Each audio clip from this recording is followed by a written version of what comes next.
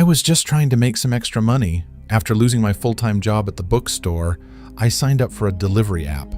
Nothing fancy, just dropping off groceries or food, mostly late at night, when the city quiets down. It was easy money, and I liked driving with no traffic. One night, around 11:45 p.m., I got a delivery request from a place I didn't recognize. It was a quiet suburban neighborhood about 30 minutes outside the city. The app gave me the address, 42 Willow Drive. A small order, just one bag of groceries. When I got there, the street was almost completely dark. No streetlights, no movement, just rows of silent houses, the kind of place where people lock their doors early. Walled up in front of number 42, the porch light was on, but the curtains were shut tight. I walked up to the door with the bag and rang the bell. Nothing. I knocked. Still nothing. After a moment, I opened the app to call the customer, but before I could dial, I heard the door unlock from the inside. A man opened the door, just a crack. I couldn't see much of him, just part of his face, and a tired eye. He spoke quietly. "Leave it there." "All right," I said, placing the bag down. But then, before I turned to leave, he added, "You came to the wrong house." I paused. "This isn't 42 Willow?" He stared at me for a second, too long. "No," he said, then closed the door. I backed away, confused. I looked at the house number again, 42. That's what it said, clear as day. I checked the app. It also said 42 Willow Drive, no mistake. I got back in my car and started the engine. That's when the app pinged with a message. Order delivered to wrong location. A second later, another message. Please confirm drop-off at 44 Willow Drive. I looked 2 houses down. Number 44 had no lights on at all. I felt stupid. I had gone to the wrong house, but something about that guy didn't sit right with me. I drove down to 44, dropped the bag at the doorstep, took a photo for proof, and left. About 10 minutes later, I stopped at a gas station. While filling up, I kept thinking about that man at 42, the way he said it. "You came to the wrong house." He didn't sound annoyed. He sounded worried. Back in the car, I opened the app and checked the delivery map again. The GPS had placed the pin exactly in front of 42, which means, the app had made the mistake, not me. That bugged me. So the next night, around the same time, I drove back to Willow Drive, just to see. The porch light at 42 was off, total darkness. But as I slowly passed the house, I saw something strange. The front window was slightly open. Behind the curtain, I saw a figure, a woman, maybe. Her eyes were wide, staring out, like she was silently calling for help. Then she disappeared behind the curtain. I stopped the car. Something wasn't right. I parked a block away and walked back, staying in the shadows. I looked around. No one. I walked up to the house and knocked again. This time, harder. Silence. Then, footsteps inside. Slow, careful ones. The door didn't open, but I heard a faint voice from inside. A whisper. "Help me."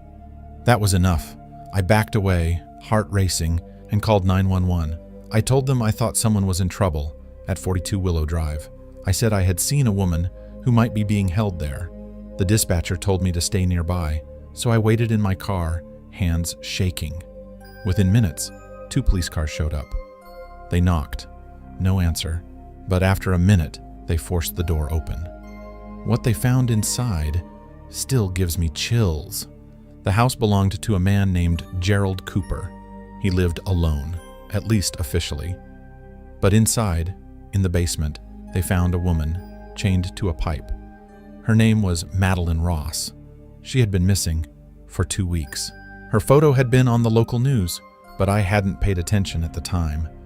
She was weak, barely conscious, but alive. The man, Gerald, was arrested right there. Turns out he had a record: domestic abuse, harassment, a few restraining orders, but nothing serious enough to put him away. When they asked how I knew she was there, I didn't know what to say. I just delivered groceries. But the truth is, if that app hadn't glitched and sent me to the wrong address, She might never have been found. I gave my statement and went home that night in a fog.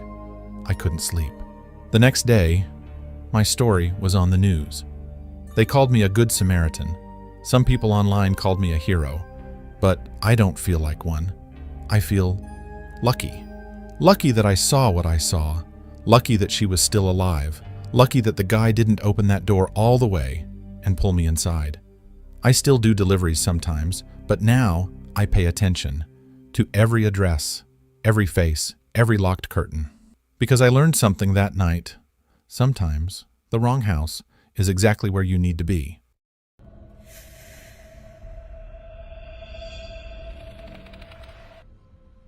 I moved into Maple Ridge in April.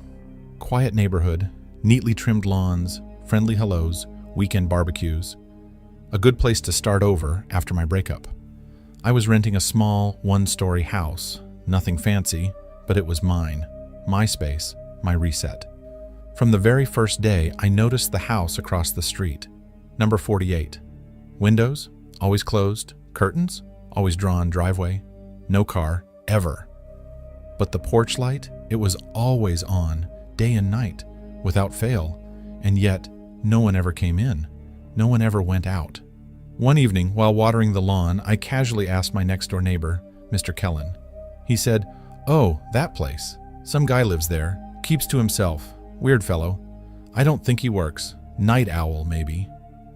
I laughed and asked, "Has anyone ever actually seen him?" He nodded slowly. "Yeah, once or twice. Trash night, always real late, after midnight." That night, curiosity got the better of me. So, I stayed up. At 1:23 a.m., the porch light flickered. A few seconds later, the door opened. A man stepped out, tall, thin, hoodie pulled up, gloves on. He rolled the trash bin to the curb like it weighed nothing, placed it down perfectly, and walked straight back inside. The door shut. The porch light flickered again, and that was it. I told myself he was probably just shy, or going through something. But I couldn't help myself. I started watching. And slowly, things got strange. One morning, I saw a delivery van parked in front of 48. The guy got out, walked up with a package, came back 2 minutes later, looking confused. He looked around for a bit, then put the box back in his van and drove off. Weird. A few days later, a woman I'd never seen before came knocking on my door. She said, "Hey, do you know the guy across the street, number 48? I shook my head. "Not really. Why?" she said. "My cat went missing. I saw her last on that guy's porch. I knocked, but no one answered. But I swear, I heard scratching, like from inside." I frowned. "You want me to go with you next time?" She gave me a small smile, but it didn't reach her eyes. "No, it's fine. Just, if you see anything, let me know." That night, I watched again, 1:30 a.m. Porch light flickered, door opened, same guy, same hoodie. But this time, he wasn't carrying trash. He was dragging something long, wrapped in a black tarp. He struggled a little, pulling it to the curb. I held my breath. I couldn't move. He propped it against the trash bin, looked both ways, and slowly walked back inside. Porch light off. I waited 5 minutes, then 10. Eventually, I stepped out and walked across the street. The trash bin looked normal, but the black tarp? Gone. I swear it was there seconds ago. I looked around. The entire street was silent, empty. Next morning, I called the local non-emergency line, gave a vague report, weird behavior, possible suspicious activity. They said they'd look into it. Honestly, I didn't expect much. That Friday, when I came back from work, I found a note, tucked under my front door. 4 words printed in all caps. "Don't watch that house." No name, no handwriting, just that. I felt sick. That night, I kept the lights off, sat in the living room, blinds cracked open, just enough to see. 1:30 a.m., nothing. No light, no movement. But at 1:37 a.m., I saw something. A red light, a laser pointer, coming from inside 48, moving across my window. Slowly, like someone was scanning, then gone. I turned off my phone. unplugged the Wi-Fi, sat there in the dark, my heart beating like a drum in my ears. I couldn't sleep. Next day, I went to the police station, in person, told them everything. The man, the tarp, the note, the red light. They took my statement, said they'd send a patrol car. That night at 2:15 a.m., I heard it, a scream, not loud, not long, muffled, like someone trying to scream through duct tape. It came from number 48. This time, I didn't hesitate. I called 911. "I think someone is being held captive," I said. Police came fast, within 10 minutes.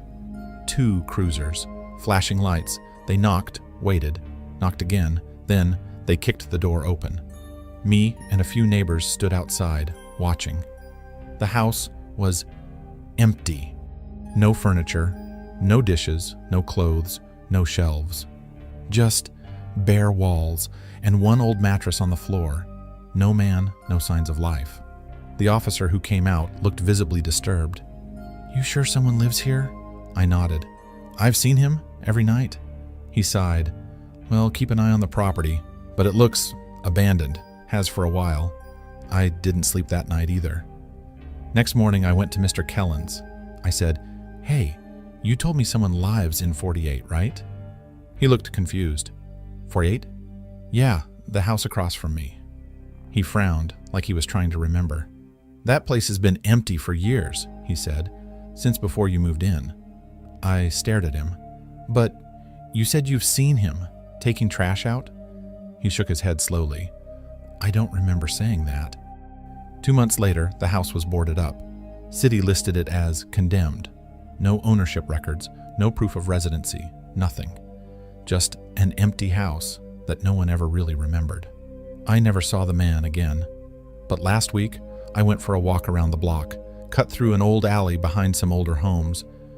There was a trash bin, old, rusted, forgotten. Something about it made me stop. I lifted the lid. Inside, a hoodie, dark gray, and a laser pointer, still working.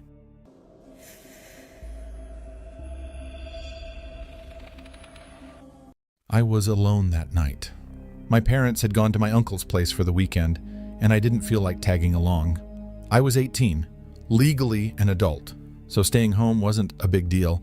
It was a Friday night, raining lightly outside. I had just finished a mock test for my college prep and was starving. Our fridge was empty, except for ketchup and half a lemon, so I decided to order food. I opened an app called Fast Feast. It's one of those smaller delivery apps we use in our town. I ordered a chicken burger and fries from a local diner I'd used before. I selected cash on delivery as the payment method. Estimated delivery time, 35 minutes. It was 8:13 p.m. when I placed the order. Around 8:45 p.m., the doorbell rang. I wasn't expecting anything weird.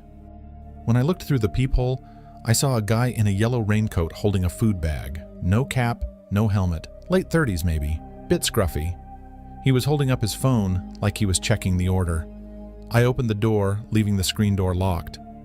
"Delivery for 42 Pine Lane?" he asked. That made me pause. "I'm 44 Pine, not 42. He looked confused for a second, checked his phone, then said, Must be a wrong pin drop. You didn't order a burger and fries?" I hesitated. "I did, from Big Lou's Diner." He looked relieved. Yeah, that's the one. Must have been a GPS glitch or something. Happens a lot in this area." Seemed believable. I unlocked the screen door. He handed me the paper bag.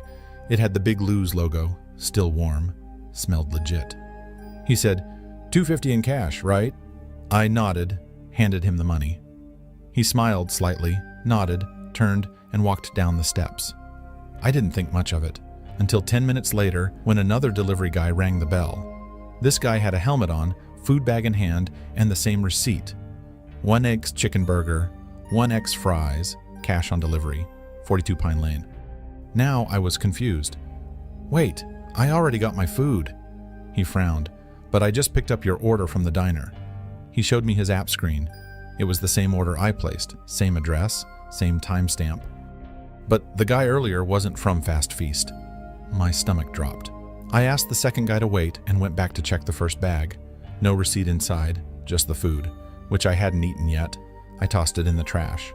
I asked the second guy to call his support and cancel.